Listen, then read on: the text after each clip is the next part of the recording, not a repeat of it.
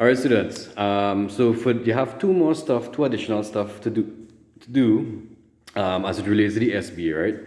And we are here talking about. We have two more. You finished your introduction already. You by now should have. You're supposed to already have your aim. So now two more additional inputs into your SBA. One, the location of study, and two, the methodology, in that order, right? So with respect to the location of study is simply associating itself with two maps. All right? One is in fact a very general map. All right?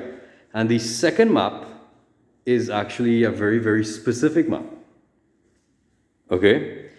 Students, remember, these are the following checklists you require for your maps, especially map 1.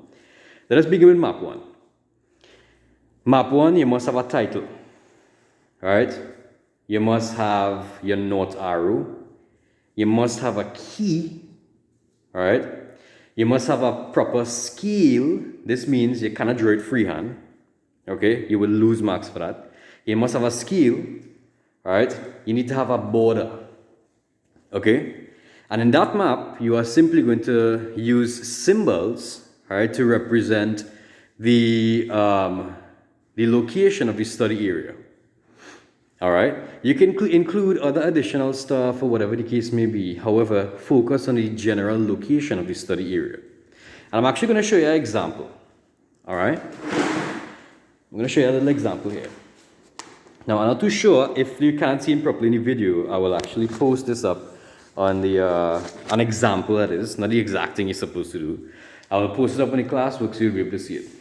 Now, students, this particular map, right?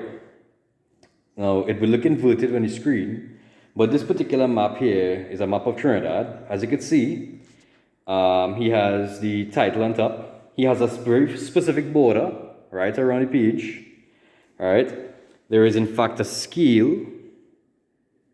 Okay, there is a key, and these keys have symbols and whatnot. He decided to color it. However, presentation is very important, but like I said, neatness is extremely important as well. Okay, so his study area at that time was actually on this area, which is North Coast. All right, so basically, and next thing too, students, make sure when you're putting a map, it basically is not being cut off at the bottom of the map page here, because remember, you have a binder. All right, this binder will actually result in a little couple inches or whatever to be, maybe about an inch to be removed. So you have to make sure that your map has a proper border, has a proper title, has a proper scale, has a proper key, all right? And also, like I said, you must include a north arrow and stuff like that, okay?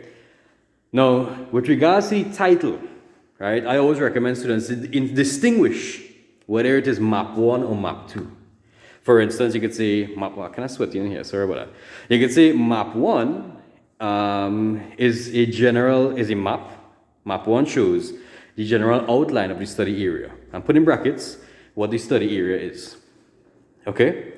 So class, you can actually get full marks for that if you ensure that you are sticking by these criteria. Okay? Now, secondly, the second map, which is map 2, is actually that which is associated with the specific map, the specific location. Now, students, map 2 would not be drawn to scale. I'm going to say that back again, all right? Map 2 would not be drawn to scale because you are going to sketch map 2. You are not to trace map 2, you're just simply going to sketch it, and you have to write right at the bottom of the page or whatever on the map, not drawn to scale. For example, look at the bottom here. At the bottom of his map, he said not drawn to scale. So map 2, for example, this one, he has a title on top, right? He has the location of the area. He has a key. You cannot forget the key, right? He decided to throw in a road or whatever the case may be. Nothing wrong with that. And he also has not drawn to scale. In the same respect, students, you need to have your north arrow. You need to have a border. You need to have a title, right? An appropriate title, that is. And you need to have a scale. Not drawn to scale, my bad. You're not supposed to have a scale now. That is basically a sketch, like I said. Sorry about that. Okay? The title for this map, the second map, or map 2, could simply be map 2, showing the location of whatever it is, whatever location you may have. As for your SBA, you will have 2 points. And the 2 points will be close by. So you can indicate specifically where those points are. You could say location 1, location 2. And when you say location 1, location 2, indicate specifically which location they are. All right? So you can distinguish what is what. Okay? You can use symbols and all these things to represent. You don't need to mark on the entire map because remember, you need to have a key as well. All right? So that is actually in relation to the location of study. Students, I expect you all to finish this expeditiously because it is not difficult, it is not long. I don't know why you're taking so long, but it is not long, right? Use your time, play some music in your ears or whatever, and start drawing your maps and so forth. All right? And next thing to do not, I'm going to say this again, do not fabricate a scale in your head and represent it in the exam or the SBA because examiners will know. I will know. All right? So you need to have a proper scale, especially for map 1. All right?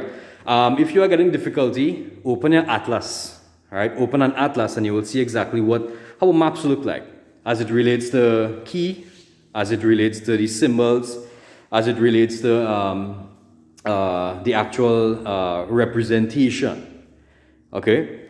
So far we already have our understanding as it relates to location of study, and we have 2 maps, map 1 and map 2. All right, students? Okay.